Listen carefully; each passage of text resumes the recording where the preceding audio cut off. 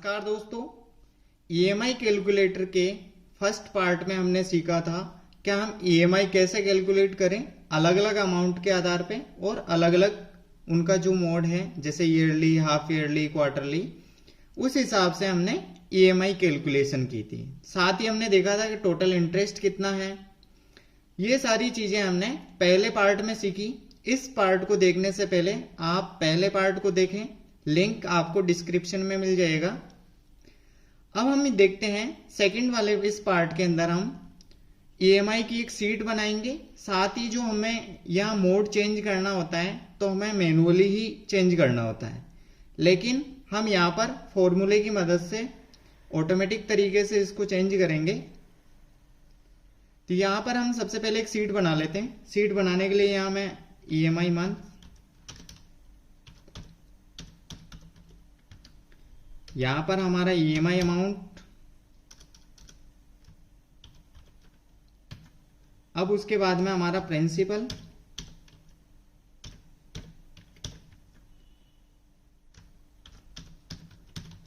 Interest आ जाएगा, उसके बाद हमारी आउटस्टैंडिंग।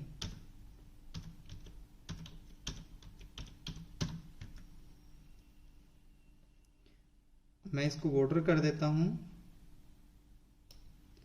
यहां तक जैसे मैंने बॉर्डर कर लिया है। अब हमें टोटल 60 मंथ में इसको चुकाना है, तो यहां पर हम लेंगे स्टार्टिंग का मंथ 0 होता है, उसके बाद 1, 2,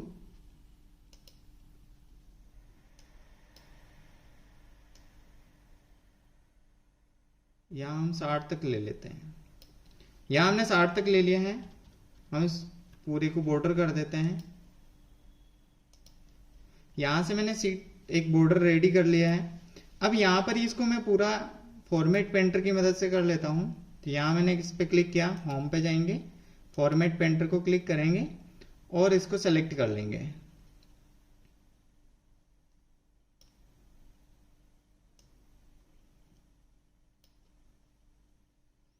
यहां मैंने सेलेक्ट कर लिया है। फॉर्मेट पेंटर का और अच्छे से कैसे उपयोग कर सकें, इसके लिए मैंने वीडियो ऑलरेडी बना रखा है, आप देख सकते हैं। अब यहां पर हमारे पास में ये कैलकुलेशन आ गई है।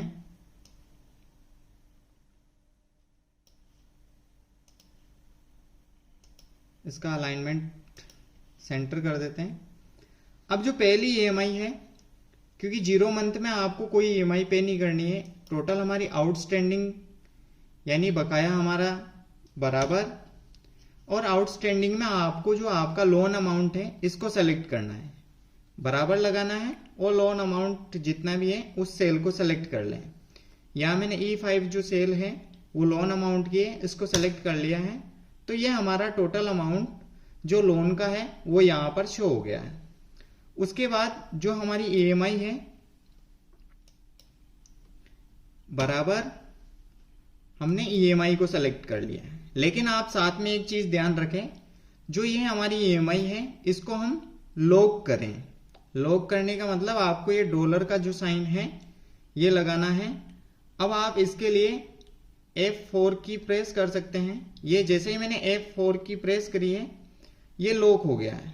अब उसके बाद हम देखते हैं यहाँ पर प्रिंसिपल, लेकिन प्रिंसिपल से पहले हम इंटरेस्ट निकालते हैं। इंटरेस्ट के लिए हम बराबर जो हमारी रेट है, ये हमने मंथली मोड के लिए या जो भी मोड हम चेंज करेंगे उसके लिए रेट सेलेक्ट करी, इसको सेलेक्ट करना है, गुणा लगाना है, उसके बाद में हमारी टोटल आउटस्टैंडिंग यानी जो टोटल आउटस्टैंडिंग है उसी का है ब्याज हम निकालेंगे।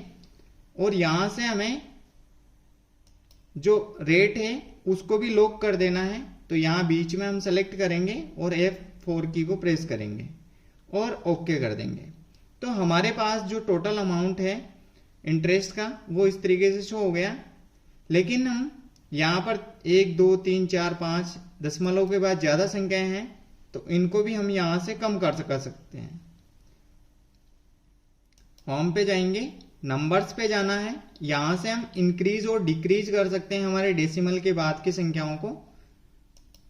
तो यहां से मैं कम कर देता हूं, मुझे 2 ही संख्या चाहिए। अब उसके बाद में हम यहाँ पर प्रिंसिपल निकालते हैं। प्रिंसिपल का मतलब जो हमारी ईएमआई है, ईएमआई में से इंटरेस्ट को बाकी निकाल देंगे, बराबर ईएमआई माइनस इंटरेस्ट। यहाँ पे भी हम प्रिंसिपल को सेलेक्ट करेंगे और लॉक कर देंगे फर्स्ट वाली सेल को और ओके कर देते हैं। उसके बाद में आउटस्टैंडिंग। अब हर बार आपको आउटस्टैंडिंग चेंज करनी है तो इसके लिए फॉर्मूला लगाएंगे, बराबर अभी हमारा टोटल आउटस्टैंडिंग इतना था, बाकी करेंगे प्रिंसिपल को, यानी हमारा जो मूल पैसा था उसके अंदर से सिर्फ मूलधन ही जमा हुआ है इतना, तो फर्स्ट किस्त में इतना। अब हम यहां से इसको लॉक नहीं करेंगे और ओके कर देते हैं। ये इस तरीके से आ रहा है, यानी अमाउंट हमारा ज्यादा है तो इस लाइन में फिक्स नहीं आ रहा है। अब यहां से क्लिक कर देते हैं तो ये हमारा आउटस्टैंडिंग आ गया है। अब इस तरीके से हमारी कैलकुलेशन को हम क्या करेंगे, 60 किस्तों तक ड्रैग कर देंगे, सेलेक्ट करेंगे और यहां पर प्लस का साइन आते ही लेफ्ट क्लिक को दबा के नीचे 60 तक क्लिक कर देते हैं। अब जैसे 60 तक आपने क्लिक किया, अभी हम 60 पे देख सकते हैं यहां पर जो हमारा अमाउंट है वो 0 आ गया है, यानी आउटस्टैंडिंग हमारी 0 आ गई। इसका मतलब हमारा जो लोन है वो पूरी तरीके से चुकता हो गया है। तो ये सीट हम बना सकते हैं जिससे हमें पता लग सकता है कि हमारी ईएमआई है, उसका इंटरेस्ट वगैरह और हमारा टोटल अमाउंट कितना बकाया चल रहा है। यहां पर एक चीज, हम अगर मान लीजिए 4 साल करें, यहां जैसे ही मैंने 4 साल किया, मैंने और कुछ भी बदलाव नहीं किया। अब यहां 48 आ गए तो आप 48 मंथ पे देखेंगे, यहां टोटल 48 वाले मंथ पे हम सेलेक्ट करते हैं, यहां पर हमारा अमाउंट 0 आ गया है। इसी तरीके से और भी बदलाव करके देख सकते हैं हम, जैसे मान लीजिए आपको 4.5, अब आपको 54 मंथ के अंदर देखना है तो यहां पर 54 मंथ के अंदर आपको अमाउंट 0 आ गया है।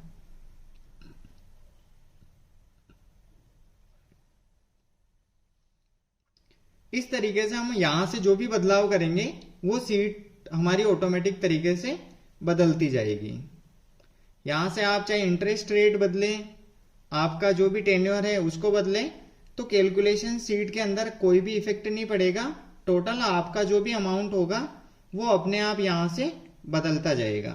अभी हम वापस इसको 5 वर्ष कर देते हैं और ये 60 किस्तों में हम यहां लास्ट में हमारा अमाउंट फ्री हो गया है।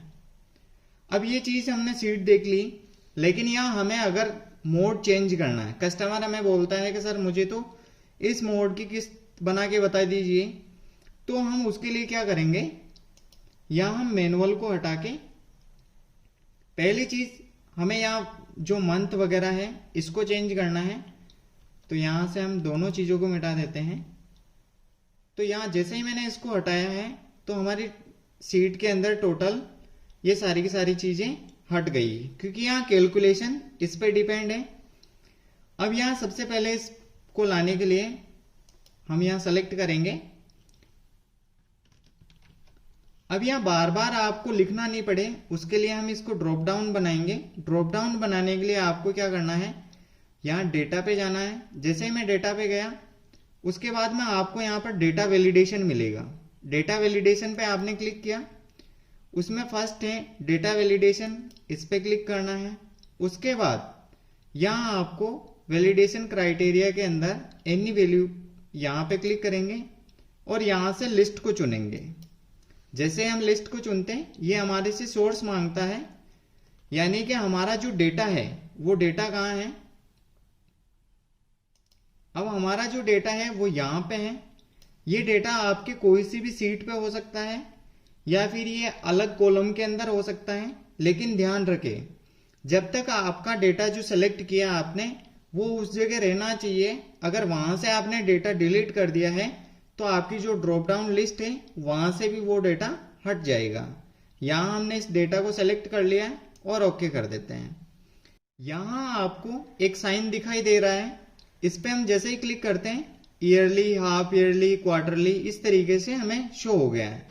हम जैसे ही इनको सेलेक्ट करेंगे हमारा मोड यहाँ आ जाए, उसके लिए हम एक फॉर्मूला लगाएंगे।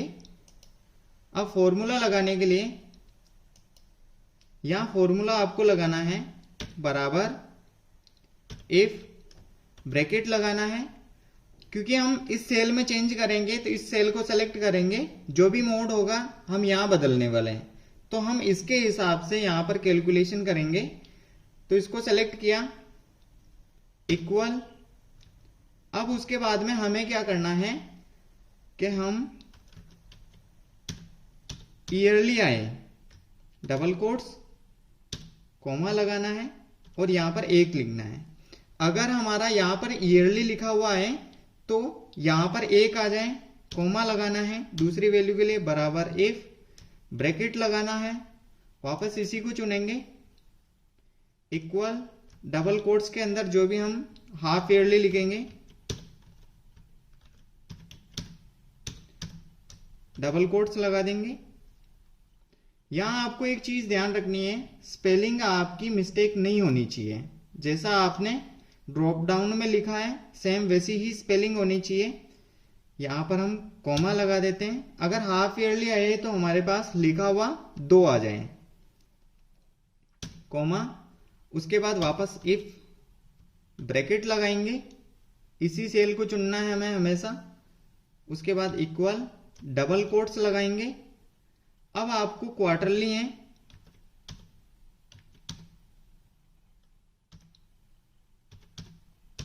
क्वार्टरली लिख दिया मैंने, डबल कोट्स, कॉमा, और यहां पर 4, कॉमा लगाना है, इफ, ब्रैकेट लगाना है, वापस इसी को चुनना, इक्वल, डबल कोट्स लगाना है आपको, यहां पर मंथली, मंथली लिख दिया मैंने। अब उसके बाद में डबल कोट्स से बंद, कॉमा लगाना है, यहां पर 12, कॉमा लगाएंगे, इफ, ब्रैकेट, वापस इसी को चुनेंगे, बराबर, डबल कोट्स। अब यहां पर हमारे पास मंथली तक आ गए। अब यहां पर वीकली, डबल कोट्स, कॉमा और 52, 52 यहां पर हम लिख दिए, कॉमा लगाना है, सॉरी कॉमा नहीं लगाएंगे। अब हम इसको क्लोज करेंगे तो यहां से 1 2 3 4 और 5, हमारे जितने ब्रैकेट हमने ओपन किए उतने ही हमें क्लोज करना है, और यहां से हम ओके कर देते हैं। अब जैसे ही आप यहां पर चेक करेंगे,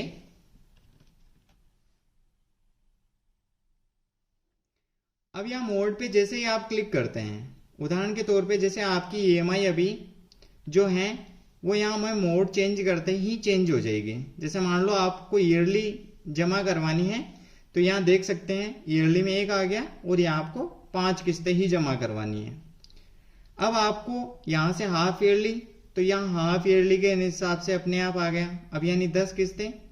अभी आप लिस्ट के अंदर 10 पे देख सकते हैं अमाउंट 0 आ गया। अगर मान लीजिए आपको हाफ ईयरली करना है तो यहाँ 5 किस्तें आ गई। अब आप 5 किस्तों पर यहाँ पर देख सकते हैं, क्वार्टरली में लेना है आपको अमाउंट, तो क्वार्टरली के हिसाब से 20 किस्तों के अंदर यहां पर आपका अमाउंट 0 आ गया। उसके बाद यहां पे आप मंथली पे जैसे ही क्लिक करोगे 60 किस्तों के अंदर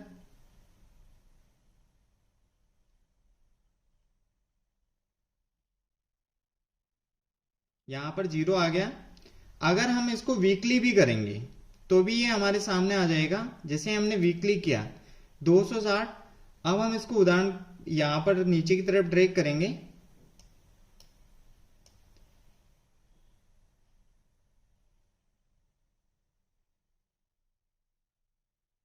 हमें 260 चाहिए टोटल, और यहां से हम ये 260 किस्तें हो गई, और यहां से हम इसको भी क्या करते हैं, बॉर्डर कर देते हैं।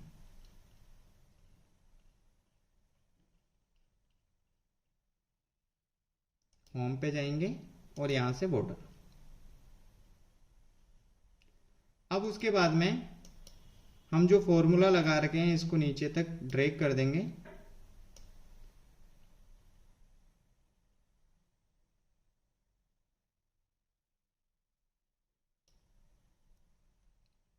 तो ये जो हमारा अमाउंट है वो यहाँ पे टोटल 0 आ गया है।